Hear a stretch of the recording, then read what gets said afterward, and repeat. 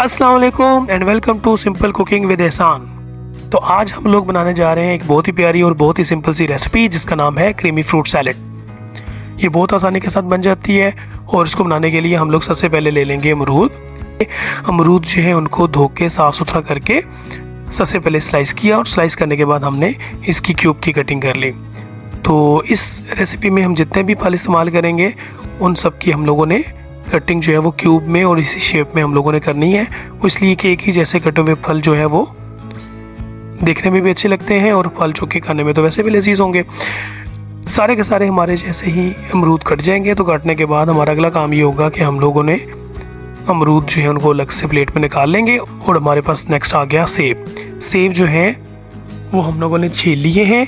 छीलने के बाद हमने उनके भी स्लाइस कर लिए और स्लाइस करने के बाद हमने जैसे अमरूद काटे थे बिल्कुल वैसे ही क्यूब में अमरूद काट लेंगे। सेब का जो बीच वाला हिस्सा जिसमें बीज होते हैं वो हम इस्तेमाल नहीं करेंगे, उसको साइड पे कर देंगे। और एक टिप आपको मैं बताता जाऊं कि जब हम लोग सेब काट लेते हैं तो कुछ टाइम के बाद सेब जो है उसका रंग काला होने लग पड़ता है और सेब अपना रंग छोड़ देता है। तो उससे बचने के लिए जैसे ही आप सेब काट लें तो सेब काटने के बाद आप उसमें या तो थोड़ा सा नींबू निचोड़ लें या थोड़ा सा नमक जो है वो छिड़क दें। इससे ये होगा कि सेब जो है वो बहुत ज़्यादा देर तक घंटों रखने से भी आपका सेब जो है वो काला नहीं पड़ेगा और बिल्कुल वैसा ही होगा जैसे कि आपने अभी फ्रेश काटा है।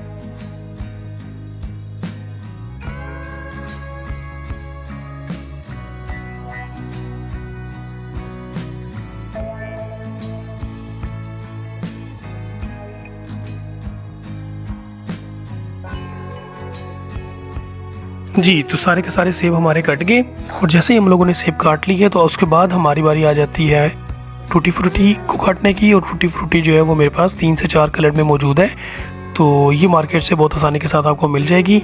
और ये भी अगर हम लोग अपने सैलेड में ऐड करते हैं तो सैलेड का जो जायका है वो दुबाला हो जाता है।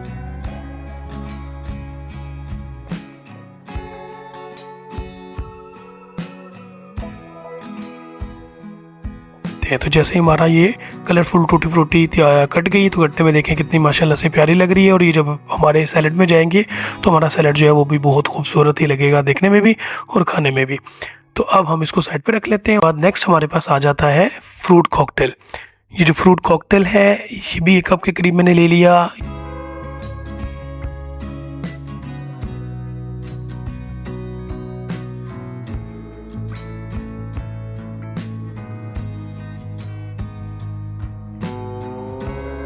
जी, तो फ्रूट कॉकटेल जो है वो सारा का सारा हमने काट लिया। फ्रूट कॉकटेल को काटने के बाद हमने इसको भी प्लेट में निकाल लेना है।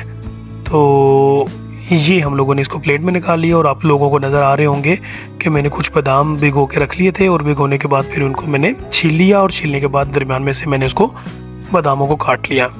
तो ये भी हम अपने फ्रूट सैलेड के अंदर ऐड करेंगे।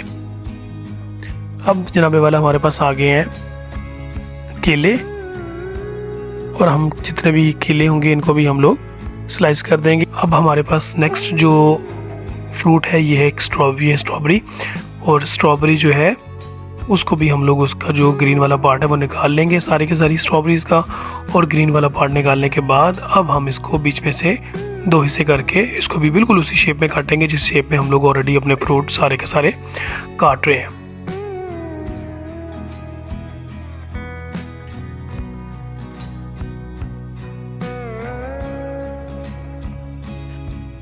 जी, तो स्ट्रॉबेरी जो है उसको भी हम लोग साइड पे निकाल लेंगे। तो अब हमारा जो काम है वो ये है कि हमने सारे फ्रूट्स को मिक्स करना है। मिक्स करने के लिए सबसे पहले हम लोग एक बड़ा सा बॉल ले लेंगे और बॉल के अंदर अपने जितने भी फ्रूट्स होंगे वो डाल देंगे। सबसे पहले हमने डाला इसके अंदर सेब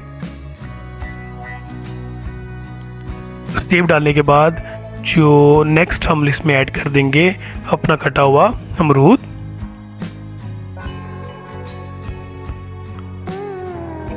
फिर इसके अंदर हम लोग ऐड कर देंगे अपनी जो स्ट्रॉबेरीज कटी थी हम लोगों ने वो इसमें ऐड कर देनी है।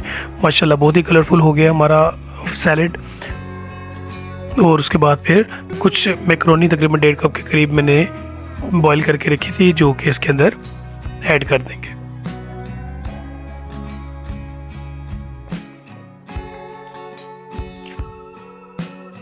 जी, तो मैकरोनी के बाद ये जो केले हमने काटे थे स्लाइस किए हुए थे ये केले इसके अंदर डाल देंगे।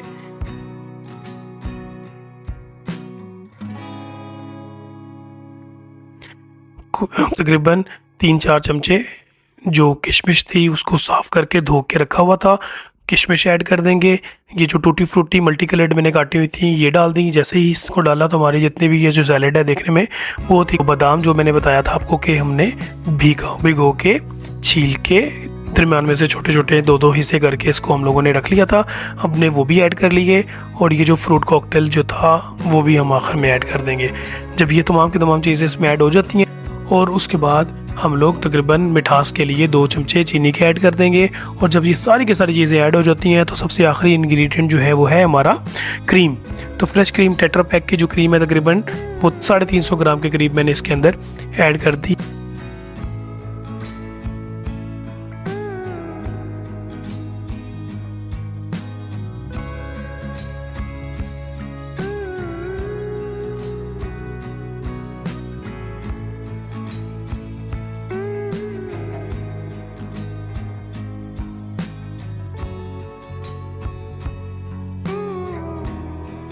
और जैसे ही हम लोगों ने इसको मिक्स किया और देखें क्या ही खूबसूरत किस्म का रंग इसका निकल के आया है। और ना सिर्फ रंग इसका प्यारा है बल्कि ये खाने में भी बहुत ही ज़्यादा लजीज और बहुत ही ज़्यादा मज़ेदार है।